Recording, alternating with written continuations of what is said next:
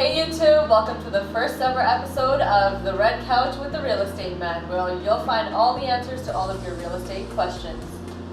Here we have Takshan and Shen, the real estate men, who are going to be answering all of the questions that we have today. If you like what you see, make sure you like, subscribe to the channel, and leave us comments below. Any questions, any recommendations, send them to info@therealestatemen.com. So the theme for this time is Newlyweds. We all plan our weddings, we all get married, we all spend all this money and never think about where we're gonna live after that. So I'm gonna ask you guys a couple of questions related to newlyweds and new homes. I am probably gonna be one of them. I haven't even thought about it. Eventually when I get married, I'm gonna buy a home for myself. So that's a nerve-wracking experience for people who've never done it before. Even for people who've done it before, it's pretty nerve-wracking. So for me, I was thinking about getting a condo. A lot of people are advising me otherwise. What do you guys think? Well, just to start off on your point there, we try to keep it simple for our buyers and our sellers. So we know that it can be a nerve-wracking experience for most times, but once you have what you're looking for set, we can make that a lot easier for you. When it comes to condos, there's a lot of things you have to consider. It's very less maintenance, even though you're paying that out of your pocket. You're not mowing your lawn, you're not shoveling your driveway. The cost is a lot lower, especially for an introductory buyer, first-time buyers. You're starting off your life. This is a new path for you, and we think it's a much more advisable experience to start off with a condo rather than a detached home or a townhouse where there's a maintenance associated with that.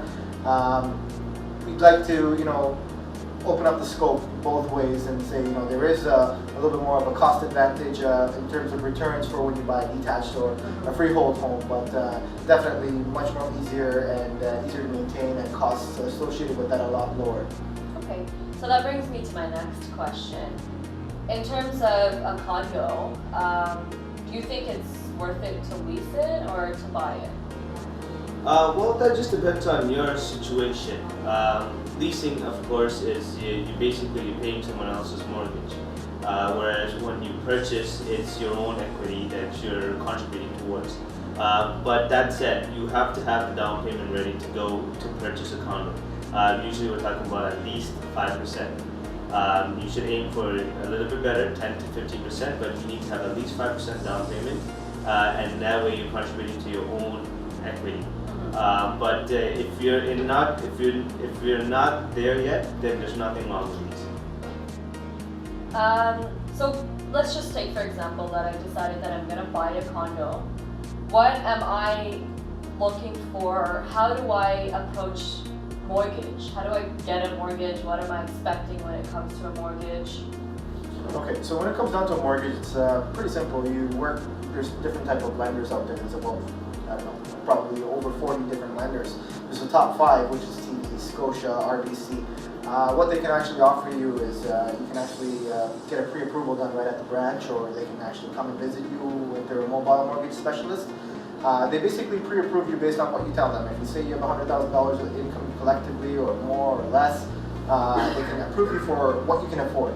And now this is all based on your assets and also your liabilities as well. Say if you're coming out of school, you have an OSAP loan, or you have a car payment, all those things are factored in when you're getting a mortgage approved. So it's better to clear off your current liabilities before going into a mortgage, because you can tend to, well, obviously you can afford a bit more.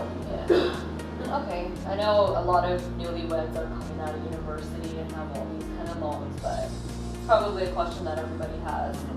So that brings me to the question, what is the process involved in buying a property from the beginning to the end? Okay, so I guess the best way we recommend to start up is just getting a pre-approval from your mortgage broker. That way you know exactly how much you can spend and how much you can afford.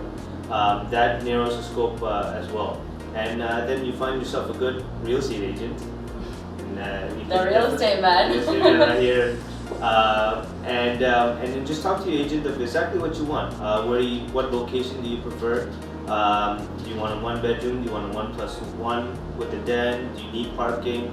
Do you need a pool, or you're okay with just a gym? So your preferences, of course, and then once you're ready to purchase, once you found that perfect unit for you, you work out a fair price with your agent and you submit that offer. Once it gets accepted, you give your down payment, which usually ranges from $5,000 to $10,000, and then you work with your lawyer and your real estate agent in securing the mortgage and paying all your adjustments and paying all the closing fees, including lawyer fees, and just wrapping up that purchase of yours, your first big purchase. So that brings me to the last question. What other costs am I looking at besides my mortgage? Well, on top of your mortgage, you're looking at typically 2%. If you're going to be moving in Toronto, 2% additional to what you're going to be putting towards your down payment. So if you're spending $100,000 on your mortgage, you're looking at an extra $2,000 for your lawyer's fees, land transfer tax, and certain other associated costs that might come up, which is typically adjustments.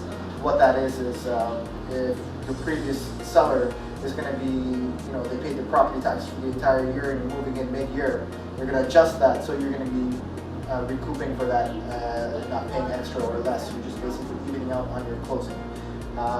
That's typically what that is, and then you're also looking at an inspection cost. Typically with condos, we don't really always recommend an inspection, but it's always good to have one just for peace of mind. It's always something that most people want to get into. They know, when you're spending a lot of money on a home, it's not bad to spend $300-400 on an inspection, right? So those are the main associated costs along with purchasing a home. So what exactly does an inspection entail? Well, it's patent and latent damages. So patent is what you can see in front of your eyes, so you can't see behind the walls, which is latent. So what an inspector typically does is look at visual damages that they can see, visual deficiencies. Certain times you can see certain things like electrical sockets not working. So these are things that the seller can remedy before they move out, so that they can get everything in order for you before you move in. And even with new homes, most times there's a pre-delivery inspection. What that entails is different times, builders, there's so many different contractors walking in and out of a home, and your grout line on your granite might not be attached properly, or your faucet, it's not flowing properly, you're not getting hot water, cold water. So those types of certain deficiencies that they can feel, see, and touch is what they can tell you. But behind the walls is a different story, so that's something that your insurance covers. Okay. Well, that brings us to the end of this session. Thank you guys for answering. I know that was really helpful for me, and we hope it was helpful for you. Thank you guys for watching, and if you like the content, make sure to subscribe, like, follow us on Twitter. All the information is down below. Visit our website, and if you have any questions or recommendations, send them to info@therealestatemen.com. Thank you. Thank you.